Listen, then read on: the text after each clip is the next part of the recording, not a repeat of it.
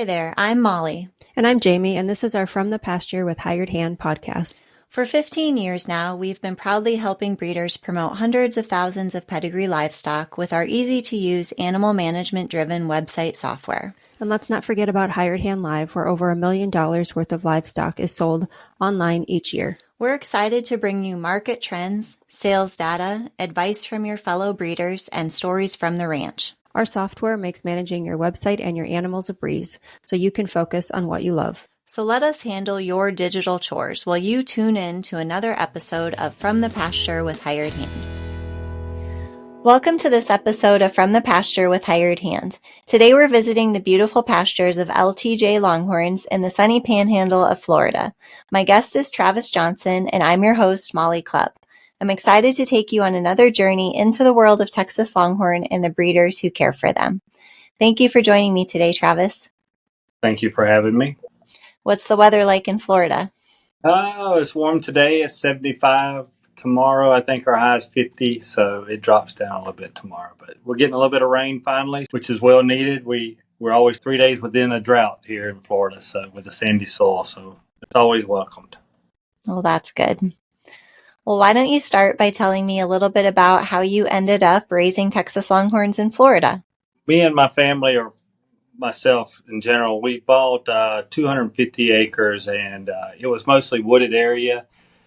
And I was told Longhorns was the best way to clean it up, and so we purchased 6 Longhorns from a gentleman, and after putting them in the woods or whatever to clean up the land for us, I was lucky enough to live within about 15 miles of Terry King. And so I went over and started picking his mind a little bit and decided, all right, this is a way I would like to go. And I've always was raised with black cows, commercial cows. So it was a different route. My dad thought I was crazy at first, but it's worked out well for us. And that's the initial way I started with my first few Longhorns was an experiment, but it's totally changed now. Now the land we bulldozed, and we've got another 250 acres of pasture land completely ready to go. Well, I noticed on your website there's another group of Johnsons that are part of the ranch. Is that your parents? Are they involved? They are. My parents are 81 and 79, and I call them my ranch hands. We always laugh about going to meetings and stuff, and everybody has these young ranch hands, and they're always asked who helps me, and my parents will walk in. I said, "There's my 2 ranch hands." So yeah, they help me out a lot. I'm very, very fortunate to have them.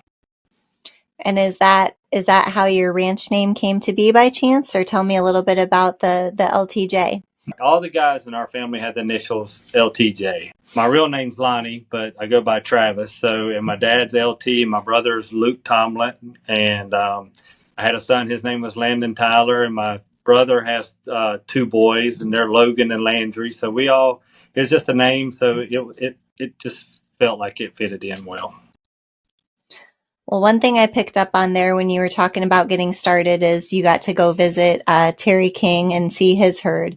I feel like as a new breeder who just kind of stumbled into Longhorns, a lot of folks would be jealous about that statement you made there. So tell me a little bit about if you knew the wealth of the advice you were getting right from the start, or if you just kind of happened upon it because he's close to you geographically. Talk me through that story. I do a business where I deal with a lot of farmers. And I had asked around, does anybody know anybody who does Longhorns? And they said, well, there's a gentleman, Terry King, super nice guy. So I called him one day, and of course, Terry was open arms, come see me. So me and my wife and went over and sat down with him and Tammy and rode around his pasture.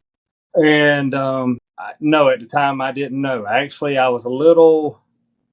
didn't know what to think of Terry because he was so nice. And usually when you meet people that nice, you just kind of get like, what's he up to? But now, after knowing Terry for quite a few years, Terry's just a good dude. He's been a great mentor for me. But no, at the time, I didn't know what I was getting into or who I was talking to. But yes, everybody that comes and visits the farm, they always tell me how lucky I am to live as close as I am to him and Jimmy. Jimmy's only a couple hours away from me. So, yes, I'm very lucky. At the time, I didn't know, but I'm very fortunate. So that day that you got to go there and tour their place and meet them, were you just kind of trying to educate yourself more about what breeding strategies you wanted to use, or did you leave there with a few head, or how did that go? I actually knew nothing about breeding Longhorns at the time, and we probably spent 4 or 5 hours at Terry's. Didn't purchase anything that day. Just Terry driving around, showing me, the difference between sisters coming from the same mama, and just educating me. But it was just so much at one time. It took a while. Many, many times I've been. Shoot, I go to Terry's probably once a week still, or he comes to my place, but. Yeah, I didn't buy anything that day, but just trying to soak anything in. Didn't gather much about breeding because I didn't know, that much about the specifics of breeding of Longhorns at the time. But oh yes, over the past 2 years, I've been very educated from it. Talk to me a little bit about that journey. Tell me, once you met with him and you knew you kind of had been bit with the Longhorn bug, where did you go from there, and how have you grown till today? What Terry told me the best thing to do is, he goes, if you're going to be serious in it, is you have to load up with me in the truck or follow me and let's start going to futurities, to sales. And the first year, I think me and Terry went to 6 or 7, the Kentuckys, the Texas and Oklahomas, and just meeting people. And it was just overwhelming. It's just like anything, I guess. You're overwhelmed with how much material is thrown at you at one time. And you look at all these people that I was meeting, and I was like, oh my God, how do they know so much about they know every bull, they know every cow. Now I've been doing it for 2 years. This past year, I think me and Terry went to 13 different sales throughout. We've been from Wisconsin. And yes, I'm far from knowing everything, but I do know most of the bulls or know of them, and most of the cows. It's a new journey that I'm taking, and I don't like to fail it much, so I'm addicted, I guess, like most people. I've grown a long ways in 2 years, and Terry keeps telling me, "Be patient, be patient, be patient." But I'm not a very patient man. I want everything now, but I know it takes time. How many head are you up to today?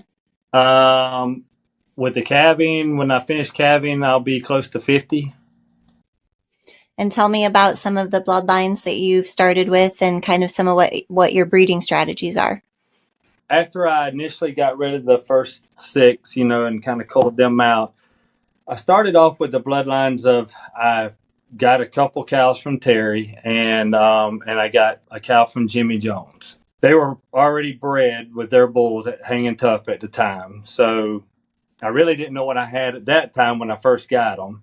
So over this past year, I have went around to different breeders, and my goal was I wanted a well built cow from different breeders, and so mine and Terry's first visit, I think our first visit was with Bob Loomis. My goal was to purchase young heifers, and instead of buying 5 or 6 old cows, so I could start them young and breed them like I wanted. And so I bought a young heifer from Bob, and then we went and visited Chris Hesse's, and I bought a cow from Chris. And over the time, I purchased from Randy Murray, a few from Wayne Manning, and I'm sure I've left some people out. But yeah, Hudson Longhorns. And I'm just trying to, instead of having one bloodline, I was trying to bring different bloodlines in so I could use different bulls, some of Terry's bulls, some of Jimmy's bulls, and then I've now purchased into some bulls. So I'm trying not to focus on one bloodline down the road. I'm trying to keep my options open, I guess is the best way to explain it. Well, folks listening who are familiar with Terry and Tammy's breeding or Jimmy Jones breeding, this answer will probably be kind of obvious. But if you had to kind of list out maybe the top 3 to 5 traits that you're aiming for with your bloodlines, what are they? Of course, you'd love to match them two, but Jimmy's on a whole nother level. Terry's on a whole nother level. I'm very impressed with a few people. Wayne Manning and me have become good friends. He's not been in it, as long as most, but I love how I pick his brain, and he's addicted as much as I am. I pick his brain a lot about me being young into this and trying to get my bloodlines and what bulls to get involved in and so forth. So, him and Randy Murray and and I pick Ryan Culpepper's brain a lot, and Mike Willinger at Hudson. So I reach out to a lot of these people that are a lot smarter in this business than I am, and I'm not afraid to admit it. What's some of the advice that they've given you that you're willing to share with us? Slow down, be patient. Don't go.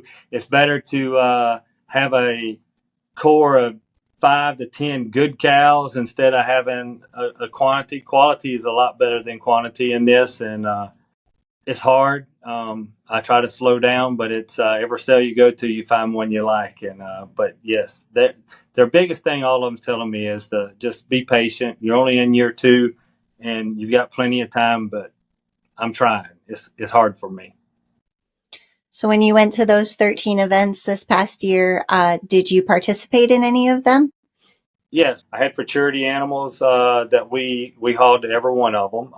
I ended up Gypsy Rose and Checkered Now ended up in the top 25 of the finals. So I've been happy. Still hadn't won my buckle yet, or I did win first place in Georgia this year, but I've been close, second quite a few times, and third, but I hadn't won my buckle yet. Still trying. And now a word from our sponsors. Hey, if you love From the Pasture with Hired Hand, why not go check out my podcast, The Big Iron Podcast with Andrew Shigori, where we dive into the world of registered Texas Longhorns and what it means to be an agriculture entrepreneur in the modern world, with a little southern flair, of course. Find The Big Iron Podcast wherever you get your podcasts. Planning a live auction and want to reach more buyers? Hired Hand Live brings the power of the internet to your event, allowing bidders from anywhere to participate in real time. We specialize in integrating online bidding seamlessly with your live auction, ensuring that no one misses out. Your livestock plus our technical expertise equals one successful auction. Let Hired Hand Live help you expand your reach and maximize your results. Visit hiredhandlive.com to learn more. From the Pasture by Hired Hand is presented by R3 Hilltop Ranch. Located in Chilton, Texas, R3 Hilltop Ranch has been breeding registered Texas Longhorns since 2006. What began as 3 heifers has grown into our current herd, which you can explore on our website at r3hilltop.com. We're passionate about loud colors, longhorns, and docile temperaments. But it's the easy-keeping, low-maintenance traits of Texas Longhorns that initially attracted us and continue to drive our herd growth. In addition to livestock, we proudly offer certified Longhorn beef products. Visit r3hilltop.com/beef to learn more. Thank you for listening and enjoy exploring our ranch online at r3hilltop.com. Well, what does the future look like? If you had to outline the next few years, what would some of your goals be? What are some of your plans for maybe events you haven't been to that you want to attend? Well, one big event I do want to go to is, and I don't know how the drive would be atrocious, but I'd love to go to Oregon. I've never been, and Ryan Culpepper has told me many times how beautiful it is, and that's one event. I'm not sure, probably have to fly to it just because of the distance. My goals is just stay focused on the path I'm taking. Try not to just want to purchase. Because I'm getting a good nucleus. Everyone tells me. Sometimes I doubt myself, but Terry and everybody tells me I'm doing good. But my goal is just stay focused and use the bulls and use the AI and programs and try to build around the nucleus of the cows I have. What does the next few years look like in terms of size of your herd? My goal is to keep mine within 50 to 75 head, just because everybody knows it's not hard to go from 20 to 40 overnight. But I believe somewhere around that number would be good for me. I just believe all the bloodlines and traits is hard to, and yes, some of these guys can do it. I just, right now, because I'm not educated enough, I need to keep it a little smaller than most. Well, I think you might be a little unique in how you again, touching on how you kind of lucked out with some of the breeders near you, but also taking the approach of attending some of those events before you ever purchased, your registered herd. Talk to me a little bit about how important you think that community and networking and learning from other breeders are in terms of not only fostering relationships, but helping you reach your goals, getting you where you want to be. Oh, believe it's everything. I mean, I believe that's the key to it all in this industry. Networking is everything because without it, you don't get educated. You don't get outside your box. You don't learn more than where you're at. But the networking and everything is the key of this business. And I've yet to run into anybody that's not willing to give me some education on the cows or telling me what they think I should do, what bull should go better with this cow, or or so forth. Yeah, the networking and everything is the key to this business, I believe. So you're actually my guest on another podcast, which is talking about kind of the benefits of affiliates. And so without getting into too much detail here, just touch on briefly how important you think affiliates are, especially to those kind of outlying areas, right? Like those who maybe aren't located in that real bulk of the breeders in Texas and Oklahoma. Affiliates are very key in our industry because yes, the TLBA is awesome, it's great, but I believe the smaller, like our Southeast, the SETLA, some people are not scared, but they're intimidated to go on and ask TLBAA questions or ask for advice. Where if you have your affiliates, you're not near scared because we're almost like neighbors in a way and friends, a lot more closer than you would be with somebody from Northeast Texas or something, and you're not afraid to ask what they call a stupid or dumb question, which it's not. So I believe affiliates are very, very, very important in this business. Let's talk a little bit more about how you're raising Longhorns in kind of a non-traditional area, or what some folks might think non-traditional. What are some obstacles you face just being a breeder in Florida that, again, maybe those breeders in other parts of the nation aren't facing? Well, besides the distance, everything we do, joke around with Terry all the time. I said I got into a business where everything we do is it's nothing to drive 10 hours now. I mean, we kind of a little bit of an outcast because we can't, people have to go out of their way to come see our farms or our herds, and they can't just like go around and see. You're not within 2 or 3 hours. But I'm fortunate because in the Southeast here, I believe is where the Longhorn industry kind of like the main part is with Terry and Jimmy and Nancy and so forth. So I'm lucky there, but it does hurt a little bit that we're so far out. Everything, the AI programs, Transova and to get a bull collected, it's a little bit more challenging for us than most because in our area, cows with horns is not a good thing. Me and Terry are the crazies of the bunch. That's how our locals see us. Like y'all are crazy for raising those cows with horns on their head and stuff, but. It is challenging, but if you're willing to put in the time, and I'm very fortunate that we own our own business where I'm able to take off and do it, but it is challenging, but it's something that you can do. Are there any things that you have to do differently, like sustainability wise, or because of the landscape, or maybe even your pen or your ranch setup? Is there anything unique there? No, we can. We do not have access to the oil rig pipes and stuff like they do in Texas. But we build a lot of our stuff out of wood, or we order pins to be shipped in from long ways. But our grass is different. We don't have alfalfa. Our cows aren't used to it. We use Bahia grass here, but we are fortunate enough where we can keep them grazing year round. Like right now, we have winter crops planted, grazing, and it's already growing. And we don't go through that cold winters like everybody else. So we're able to keep our cows, I think, a little slicker, keep a little bit more weight on them then. And it doesn't cost us probably quite as much money as it does in other areas having to feed hay as much and stuff too. Do you try to keep all of your breeding cycles consistent with all of the others that you see, for calves that side at the sales and that sort of stuff? Or do you run a different type there? No, that's another downfall about where we live is we love to breed from about December the 1st through March or April because we can't have July and August babies here. I mean, you can, but it's just rough on moms when it's 100 plus degrees.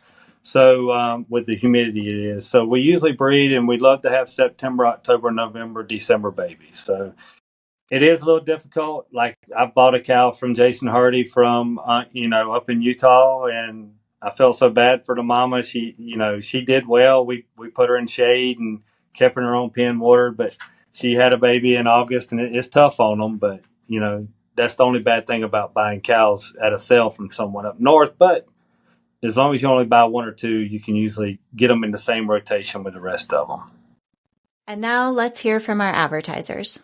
Do you sometimes feel like you're the only one who doesn't have it all figured out? Rural life can be isolating, but it doesn't have to be. Welcome to Ag's Most Okayest Farm Girls, the podcast for women who are craving connection, laughter, solidarity, camaraderie, and just overall encouragement in your everyday life and dreams. Each week, your hosts, Annalise, that's me, and Courtney will cover topics such as farm life, mom life, making money online, side hustles, hobbies, sharing on social media, jobs off the farm, and so much more. Us rural gals need to stick together, so saddle up for some fun, real, and unsolicited advice and stories from our everyday farm lives. Grab a drink, we're Ag's Most Okayest Farm Girls, and we're here to help.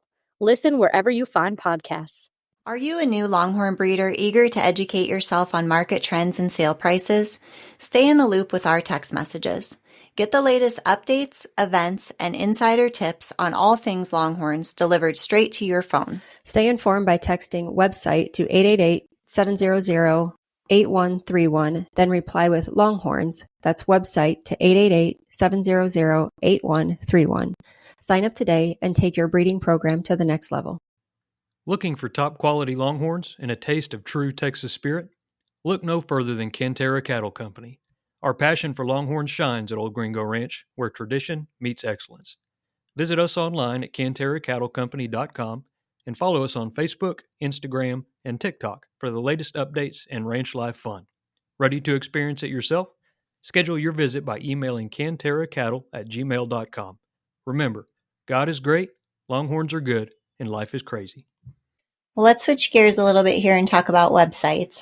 Now that you have your hired hand powered website, what's your favorite feature to use, on the back end when you're updating it or maybe planning your breeding? How easy it is. I'm not a great computer person, and I was afraid I was going to have to hire somebody to even, but not that. People at Hired Hand has been awesome setting that up. I would recommend it to anyone. The back end is so easy to put in, like when we work our cows and do tip to tip and vaccinate and stuff. I was scared to death of it, but it's really not. I mean, I promise y'all, if I can figure it out, anybody can. I mean, so it's very simple. Keying stuff in. I still need to slow down at work enough to have y'all walk me through it. Y'all have offered plenty of times. It's not on y'all's end, on my end. But yes, I'd recommend it to anyone. Do you have any good stories you can share with us that your website has either brought you new contacts or relationships or maybe helped move a few animals you were looking to sell? It has. I was very surprised. It wasn't long it was up. I sold 3 or 4 steers to a family in South Florida, and 10 hours away. And even today, this past week, I've already had a couple more inquiries. You just get an email from Hired Hand saying someone left you a message, and it's pretty simple, and then you can contact them and go from there. Who is your personal favorite on your website? It would be my favorite cow on there would be probably Horseshoe J Pam, just because of Jimmy Jones and just because the day I bought her and the road trip we're on. But yeah, I'd say overall she's my favorite. What's your favorite Hired Hand website to visit besides your own?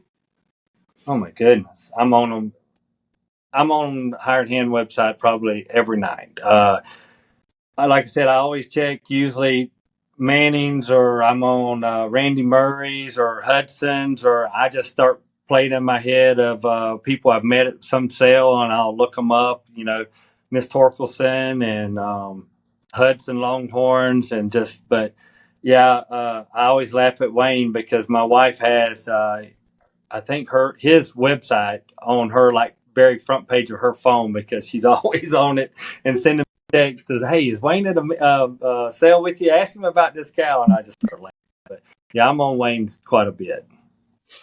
How much time do you think you spend in a week on Longhorn websites?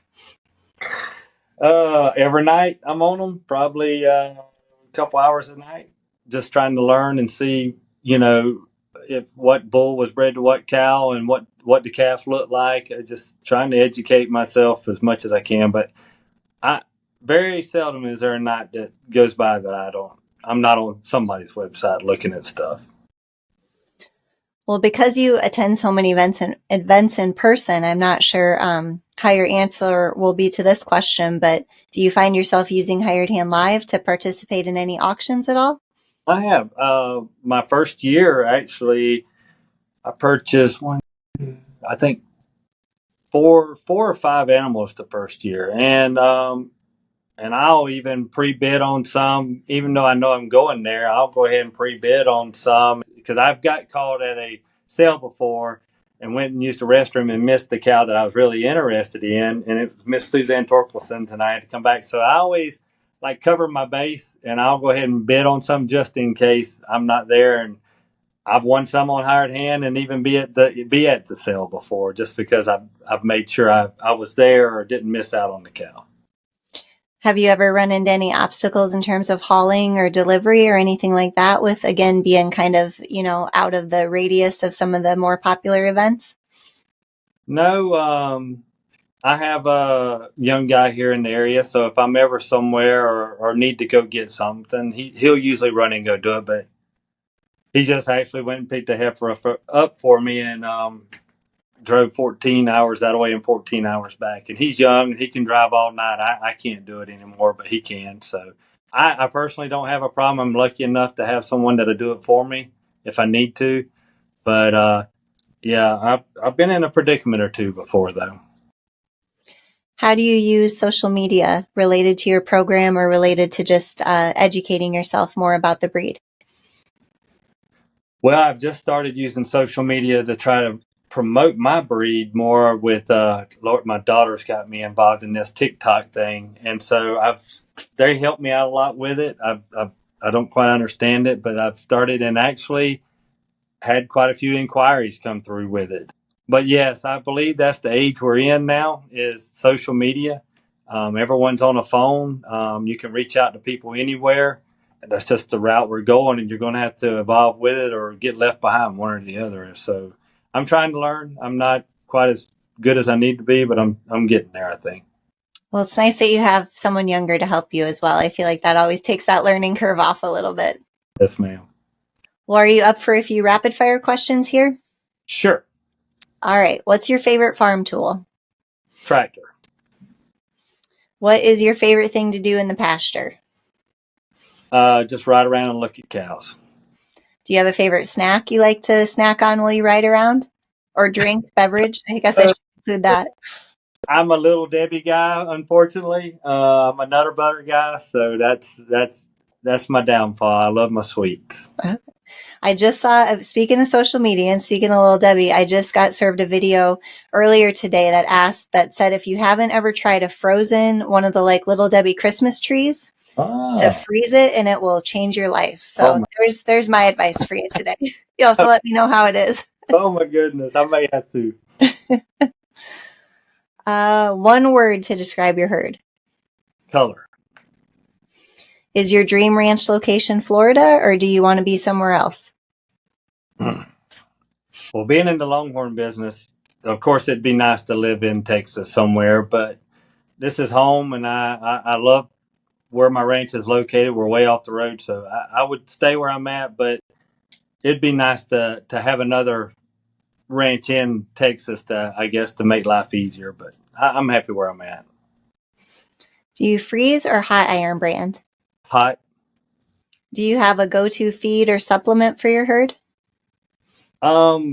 We feed it's kind of a cube feed's what we feed to them. Did you used to watch Who Wants to Be a Millionaire ever? Yes, ma'am. All right, so if you only had one Longhorn lifeline, who would you call? Terry. Well, that's all my questions I had on the list today. What haven't we gone over that you want our listeners to know, whether it be about your program, about, just any advice you have overall, anything we haven't covered?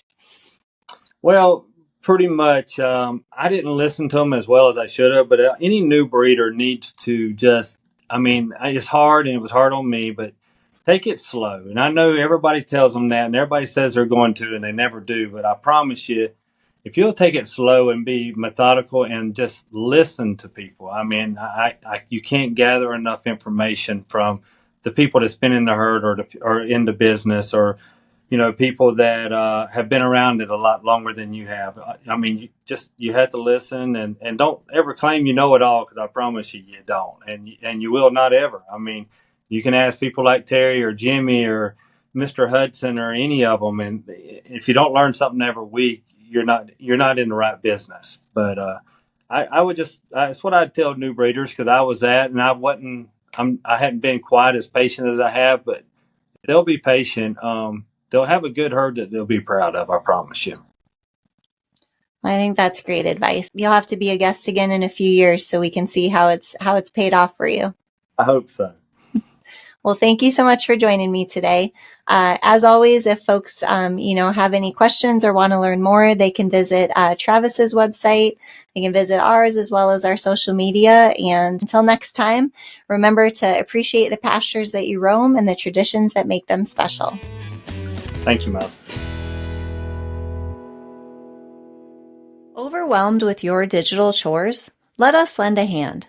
From websites and animal management to internet auctions, graphic design, marketing, search engine optimization, and more, Hired Hand Software is your hired hand for all things digital. Specializing in pedigree, livestock breeds, and beyond, we handle the tech so you can focus on the animals you love. Visit hiredhandsoftware.com today, where your digital chores just got a whole lot easier.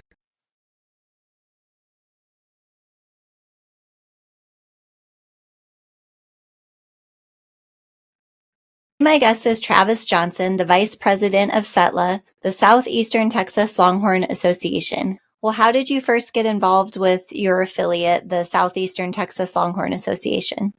When I was going over to Terry's hanging out, Tammy, his wife, had told me, Travis, you're in the Southeast, you need to join up with SETLA. And some of the guys I have met that was already in SETLA, Mike Gordy and Jeff Wilson and Mike Blundell and so forth. So I had joined up and just paid my dues and just started hanging out with them and learning more and more about it.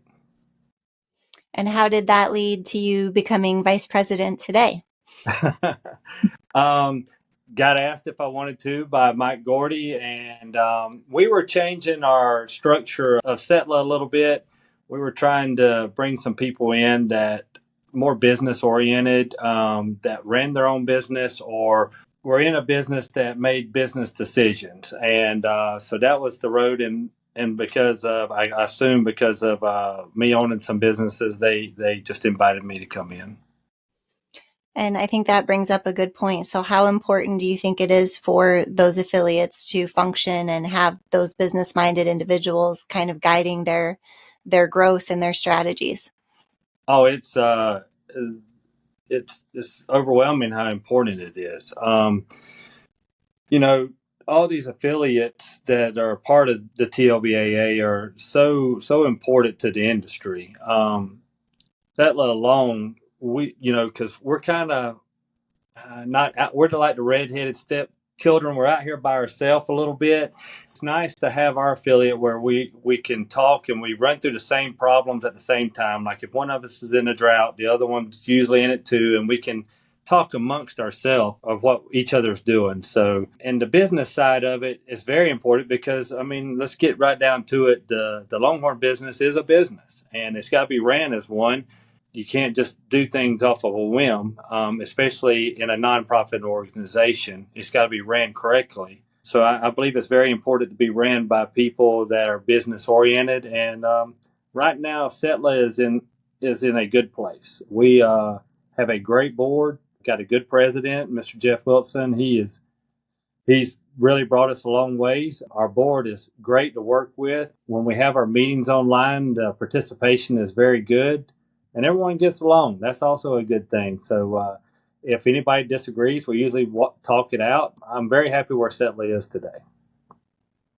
Well, let's simplify things a little bit just in case some folks listening, are just getting started. But just go ahead and break down for us like what exactly an affiliate is and what role they typically play within the industry for individuals. So the TLBAA, if I'm not mistaken, is the main affiliate that overlooks all our Texas Longhorn Association. And then each part of the country has their own affiliates. The Southeast that I'm part of, we consist, and I'm probably going to leave a state out, but like Florida, Georgia, Alabama, Tennessee, North and South Carolina, and I think part of Virginia. It's very, very important because I think as it's kind of like anything with the government, if you've got like the president and all of them, they sit up here and only the senators, only the big guys can talk, and the little guys usually scared to go before them.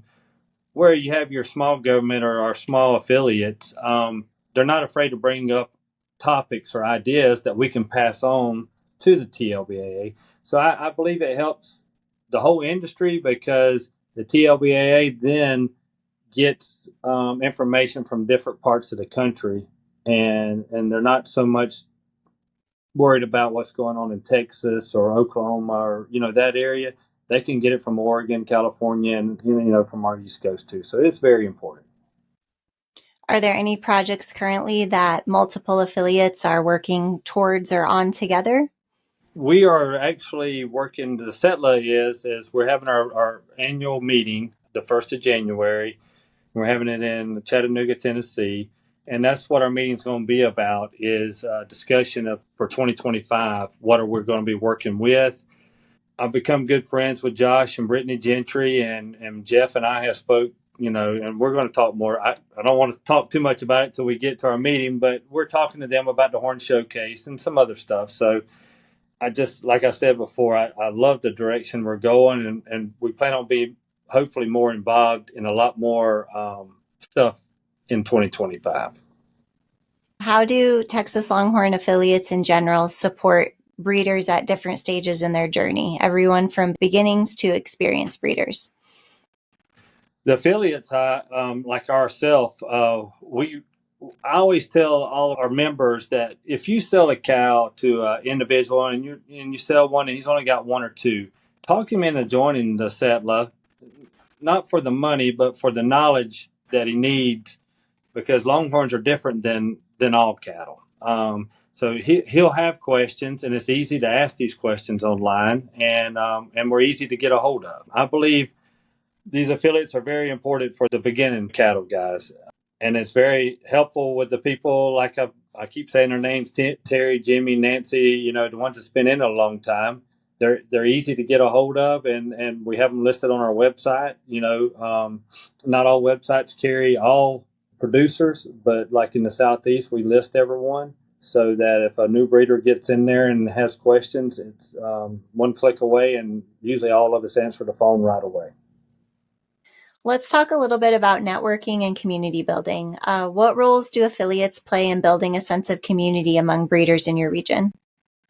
I believe because we do a lot of stuff for our local people. We like at our meeting we're having in January, we'll pull vets in, and they're going to talk to the producers and breeders about different things to do with your Longhorn cattle in our area. The affiliates do a lot for their local breeders.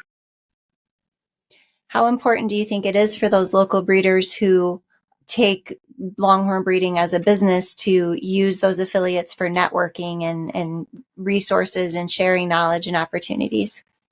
It's very important because you can use that as a stepping stone to get into the TLBAA.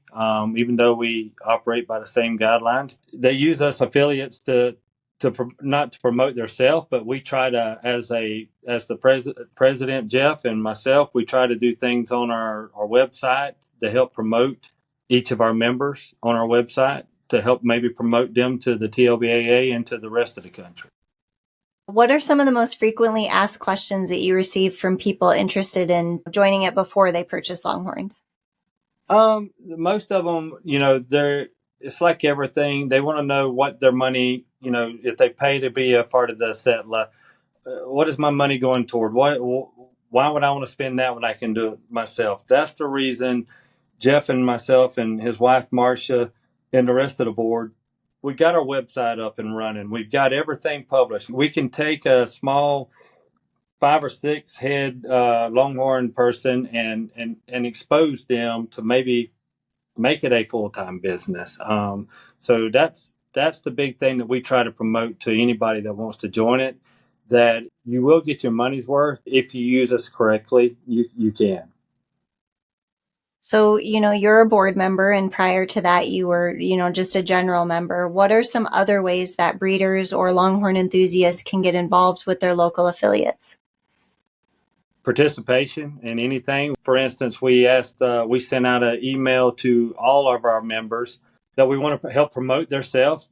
Send us in a story and we'll publish it. We need our members to be part of the organization, and we're here to help you. It's not that we're just sitting back wanting to do anything.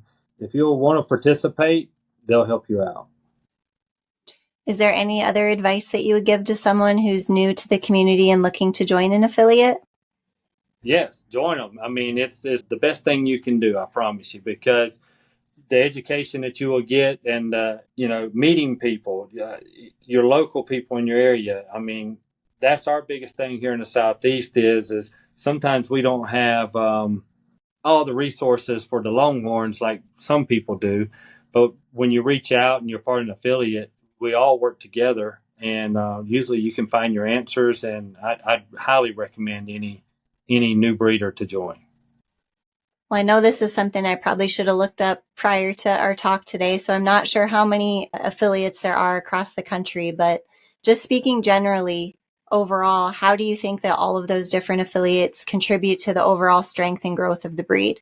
Yeah, I'm probably being redundant, but yes, I believe it's the backbone of the TLBAA. Without the affiliates, I don't know if we'd have near the participation and the new members joining the TLBA if it wasn't for the affiliate. So I know a while back, one of the events that there used to be, I think every February, it was the TLBGCA cattle bearing sales. So that affiliate put on a sale and a futurity and everything.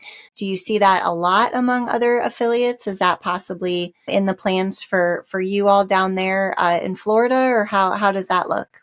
Yes, we've been to quite a few sales. Dan Huntington's in Wisconsin. I went to it this year, and yes, that is one of our goals. Jeff and I had talked about it, and we're going to take our time getting into doing our first futurity and sale.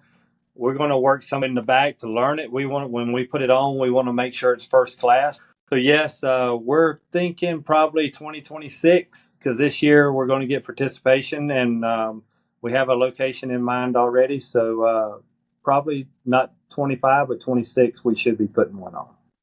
No, you're not going to do anything crazy and make it part of like Panama City Spring Break Week or anything, right? We don't like week. No, ma'am. I don't think they have many working pens at Panama City Beach. Yeah, it might be a little problem. I don't think there's a right or a wrong way to answer this question. It's kind of just your personal beliefs. But what do you think is the future role of affiliates within the industry overall? Oh, yeah. The future of them is I believe of what the affiliates put into it. And by what I mean by that is each region, like our SETLA, the more you put into it, the stronger it is. And that's the reason I believe we are headed in the right direction now, because I believe we're getting stronger and stronger. And as we work together, I believe it is the moving force of the whole TLBAA. What states does SETLA represent, or what states are involved? I may miss one, but I know it's Florida, Georgia, Alabama, North Carolina, South Carolina, Tennessee, Virginia, maybe West Virginia. Well, where can our listeners go to find more information about affiliates and SETLA? We have a website, SETLA. If you type it into the search engine, you'll find it, and it has a list of all our board of directors, our vice president, president, and secretary, and it has a way there you can join by a click. We've got it up and running thanks to Hired Hand, and that's the best way to get a hold of and get started. I have to say, when I was reviewing the site before our interview here, I really do like the page where you have the stories about the breeders. I thought that was a really nice touch and a great way to spread the word about just, different levels of involvement and different styles of breeding in your area. So that was a nice touch. Thank you. Yeah, we sent out an email every month and asked all of our members to send us in a picture and a story, and we'll put it on there. Were there any final words of encouragement or advice you have for listeners who might be considering joining SETLA or their local affiliate? My word would be join them and be part of it and be very productive in it, because it'll take your area and your breed a long way. Well, thank you so much for taking the time today to talk through this with us. Yeah, thank you.